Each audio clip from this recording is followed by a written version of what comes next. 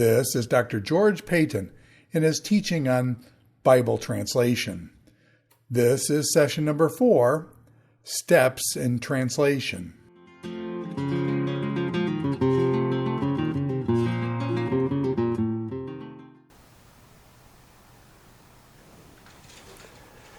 In this talk, I'd like to go over the big picture of the translation process and what that looks like, what the different steps are, what's done in each of the different steps, so that we can have a big picture of the whole process, and then we can get into some of the more specific things in other talks. So, first of all, remembering the qualities of a good translation. The 4 qualities are accurate, accurate and nothing added, so there's no new information. Sometimes we do need to add implied information as needed, but that is not adding information to the text. There's nothing removed. That should be there. We can't unnecessarily say, well, I don't think that that's necessary, then we just take it out. We don't have that liberty to do that. And also, nothing has changed. Nothing has changed.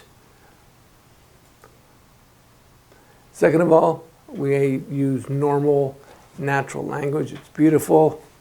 And the word in Swahili, safi, means clean, but you can say this is a safi translation. It's clean. It sounds nice. It's great. Clearly understood. And that's a very important aspect, because if we didn't communicate to where somebody understands, then have we done our job? And the fourth one is acceptable to the reader. And just by way of example, in Swahili we have 2 words that both mean story, as it were. There's hadithi and there's habari. So, if you say this is the hadithi of Jesus, then you have to think, okay, what does this word in Swahili mean? And hadithi tends to imply fiction. So if you say this is the hadithi about Jesus, it's something that didn't really happen. So we need to be careful. Is that going to be an acceptable translation?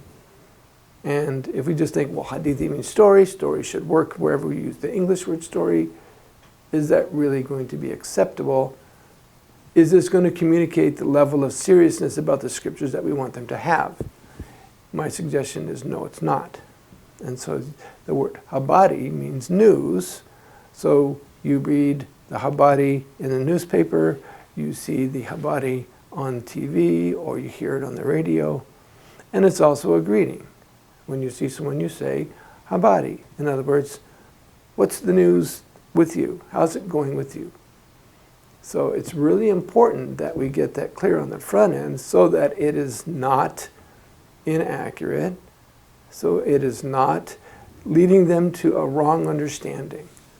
And we have to be very careful with that. And here's one example, just a one word in Swahili that can change a person's impression of the scriptures that they're reading. So is it the hadithi of Abraham? That means Abraham never existed. Okay. Or that event that's being told did not really happen. Okay, so once we say, okay, these are our qualities of the good translation, now how do we then put that into practice? So, steps in translation. Obviously, the first step is to interpret the text.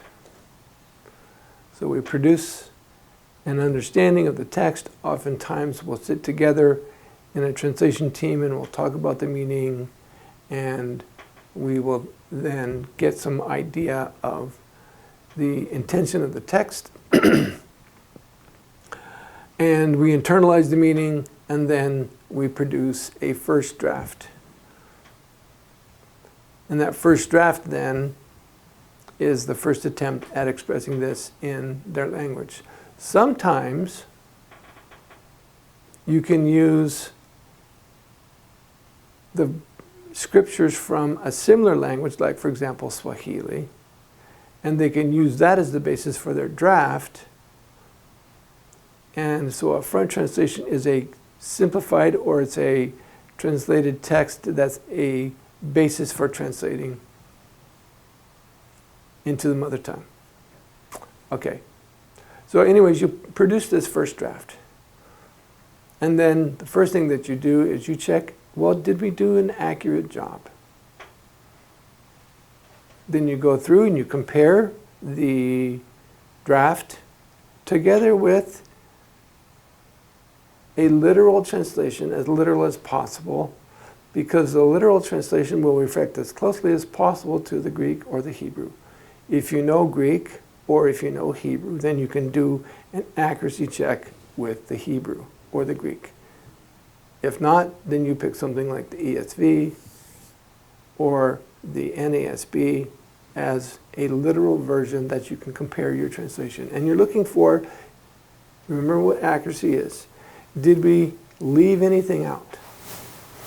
Did we add anything in that shouldn't be there? Or did we change any information that would make it not accurate? So we check through that. And then you revise accordingly. So you have a second draft.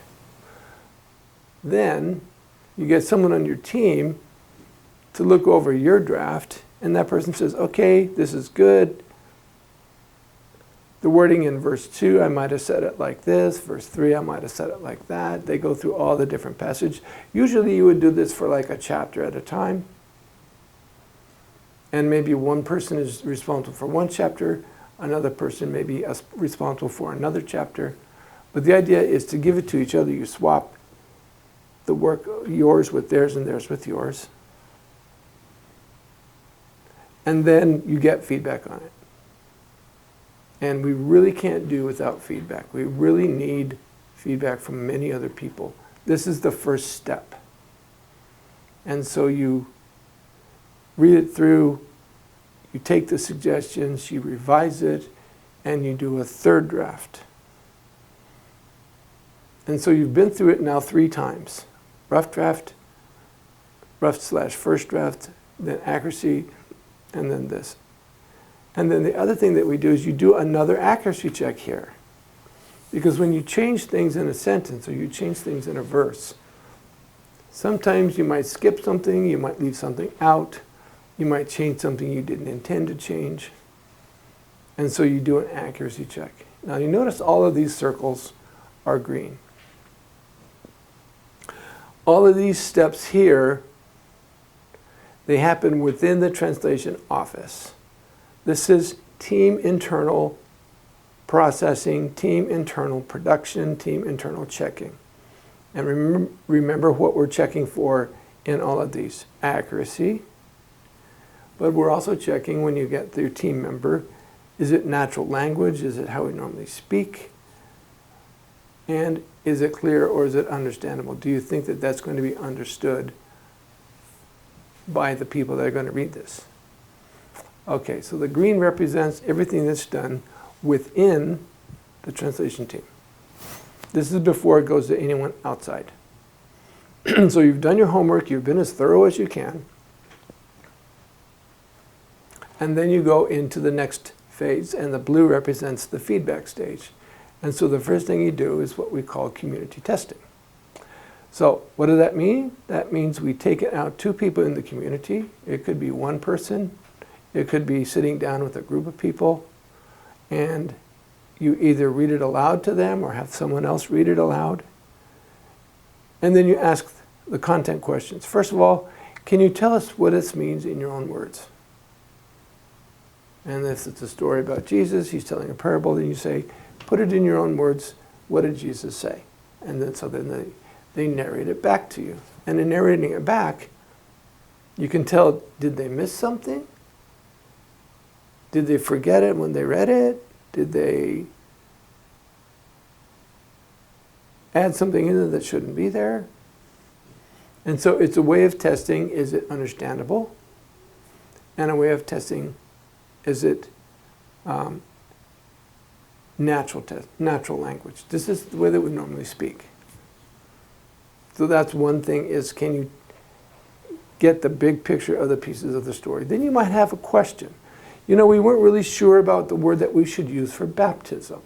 This is the word that we used. When you read it, did you understand this word? Well, no, not really. I just kind of skipped over it. Oh, okay. Well, help us out here to try to find a good word for baptism. And so you try to get feedback from people in the community. You try to get feedback young and old, male and female, married and single, so that you're trying to get a good picture of people in the community. Do they get what the translation is saying? So you're trying to check the naturalness and the understandability. And you don't just do one or two people. You do as many people as you can so that you get a broad range of people. And then it's a percentage thing. If a particular passage is clear to, say, 70% of the people or 80% of the people, they got it, and maybe 20 or 30% didn't understand it as well, we're probably okay, but we make a note. This might need to have some kind of footnote or some kind of explanatory note to help them understand. If it's 50-50, there's probably a problem that needs to be changed. So after you're getting the feedback from different people around the different communities, then you go back to the translation office and you revise it again. And you notice, yes, we did need to change things because this wasn't getting through, and so you change it again. And then after you do the change, every time you make a major change, you always check the accuracy again, just to double check to make sure. The next phase is you have a consultant to come and look at your work. And I'll be talking in a minute about what a consultant is. But a consultant check is an outside person comes in and they look over your translation to see, is it accurate? So a consultant's main function is to help people make sure that the text is accurate. And usually a consultant knows Greek and Hebrew. How can a consultant then read this translation if they don't speak that language? Well, we have what we call a back translation. So let's say, for example, that in Tanzania, the translators read the Swahili Bible, and then they translate it into their language, Malila. How am I going to read their translation if I don't speak Malila? Well, then they give me a translation back into Swahili of their translation. So they give me a Swahili translation of theirs, and then I can read the Swahili and say, oh, this is what the Malila text means. So a back translation means back into the language that they started with.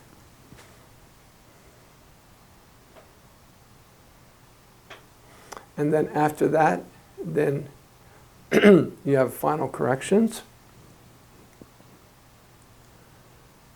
In some cases, if there's a church, before you do the final corrections, you're going to want to take it to the church leaders and have a group of church leaders. We call this a reviewer's check.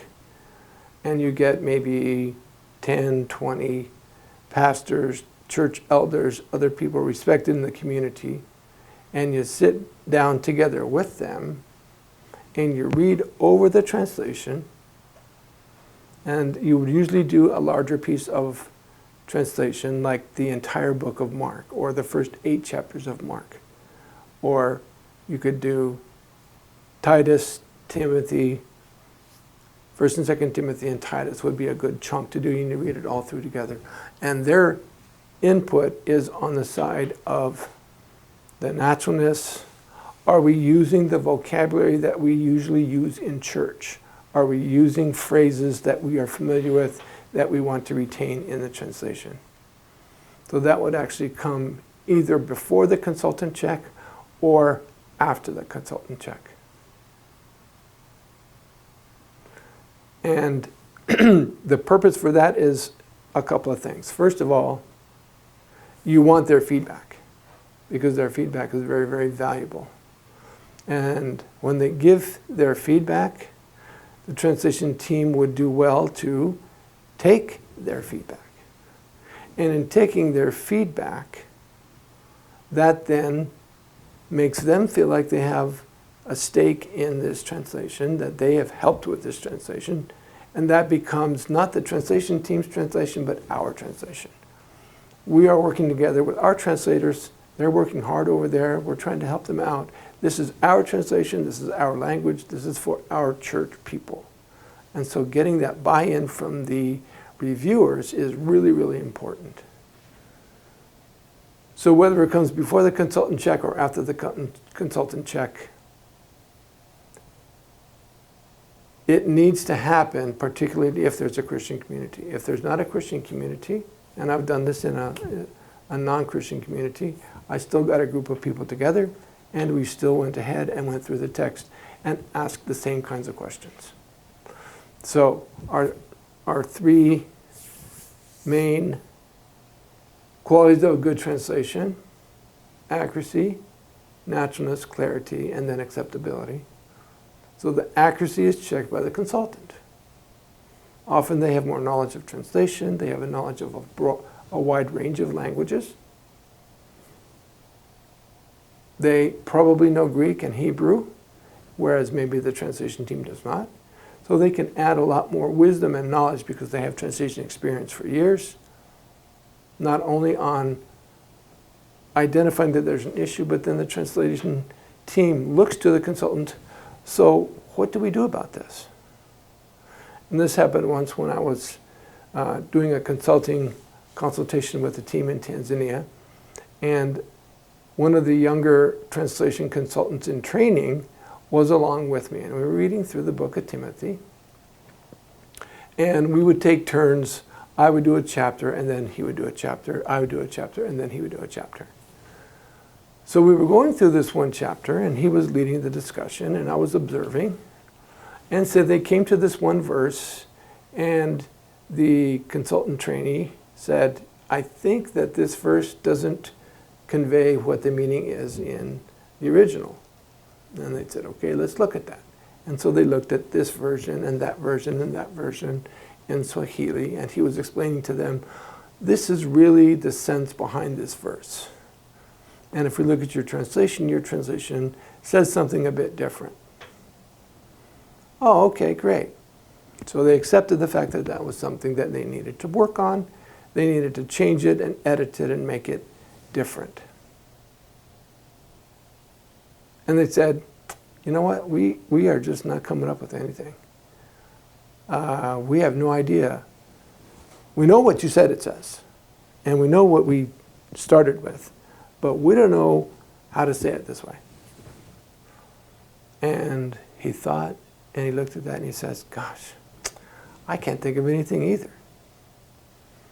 So he said, George, do you have any ideas?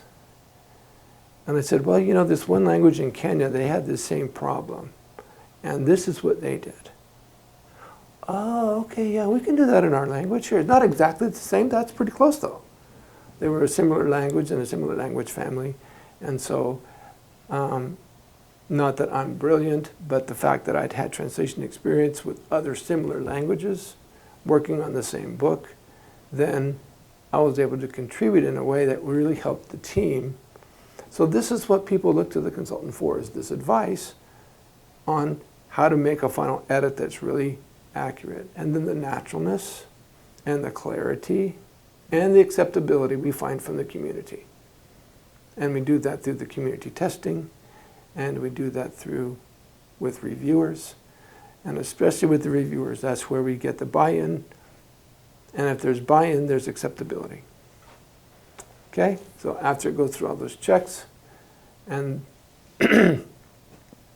then final corrections are done, and then you do all the proofreading, and you check for consistency. Did we translate the same thing the same way every time if it needed to be? And then you design the book, it gets proofread, and then it gets published. And that is the process of translation.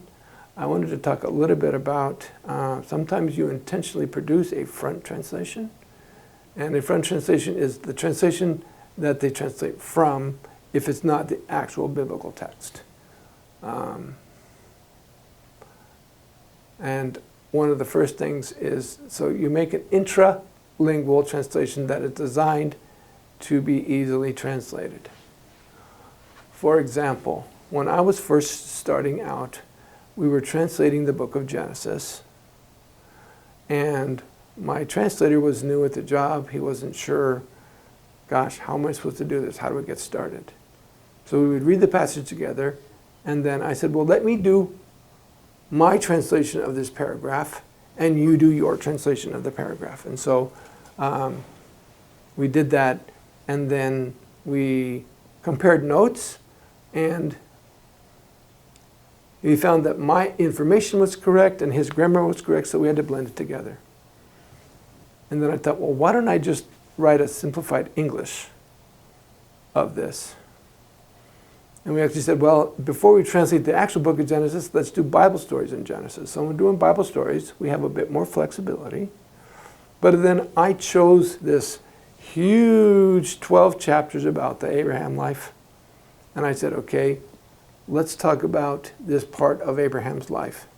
And I wrote a simplified English, because when we read through the chapter, just like it was from the Bible, he wasn't getting the information as quickly as he would have liked. So I wrote a simplified English, and it goes, oh, okay, I get this. And so we used that simplified English to then translate it into Orma, the language we were going into, and it went a lot faster.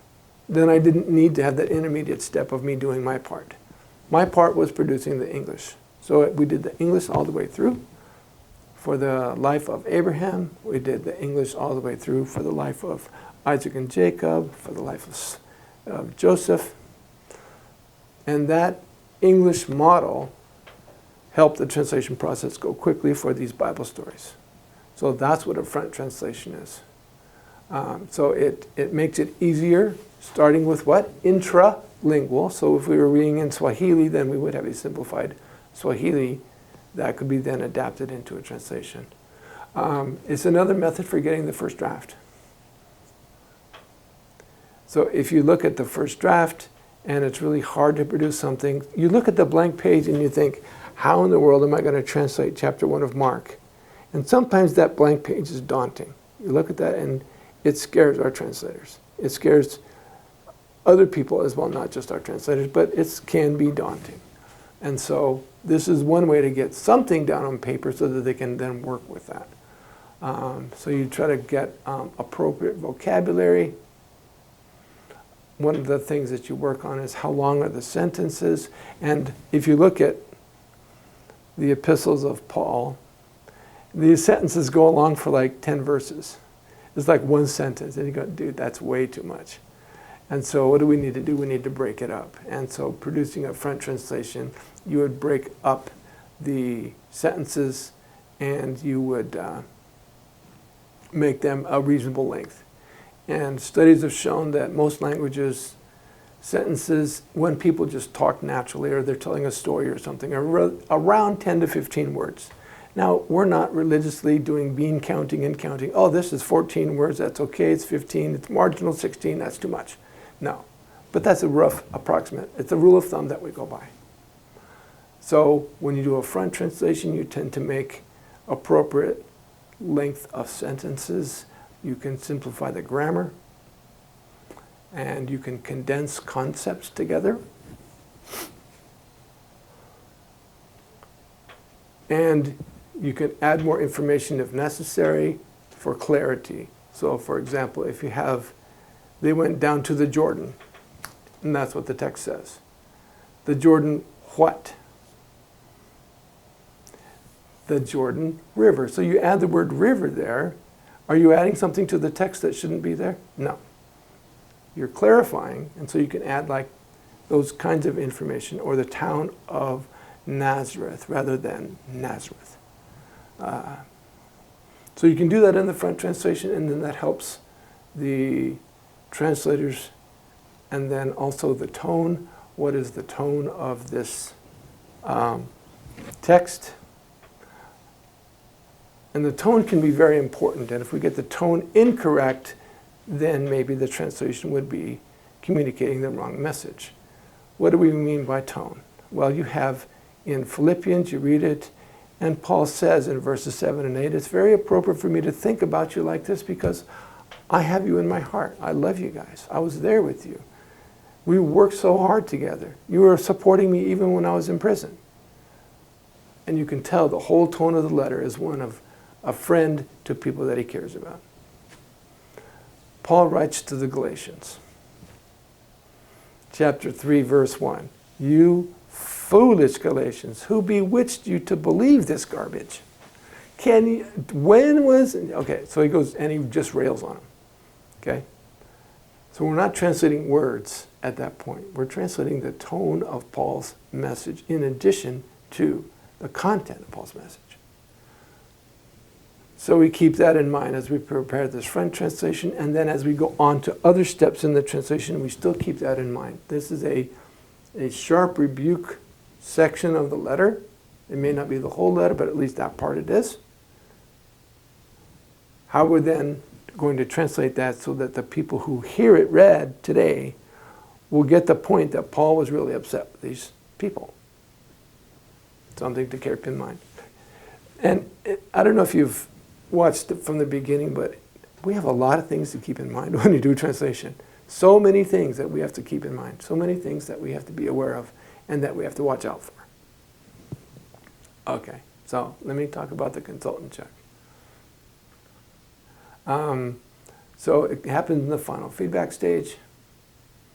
The consultant is usually a senior editor, or they function like a senior editor and they help the team to produce a good draft.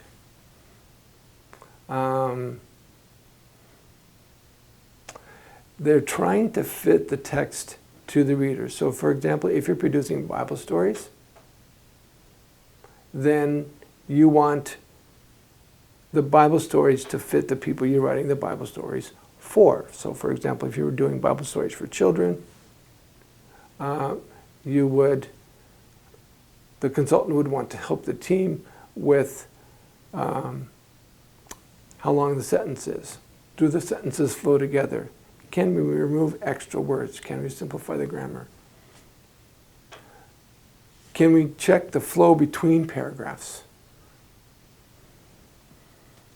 Can we look at the whole story as a whole and make sure that the whole story hangs together well and that there's a logical train of thought through the whole story? That would be for a story. If it's a narrative, that's one thing. If it's the epistles of Paul, we probably wouldn't do that for children. But we would go through and ask the same kinds of questions. So once that's done, then the team goes to the drawing board again and they try to implement the recommendations from the consultant so that they can then produce a better quality translation. So in that regard, the consultant isn't the English teacher that marks up your paper with a red pen. The consultant is there to help the team to A, understand better, B, communicate well in their language, and C, apply the appropriate translation principles where needed so that they can then achieve a good text. And so that's what happens in the consultant check. Okay? So let me stop there.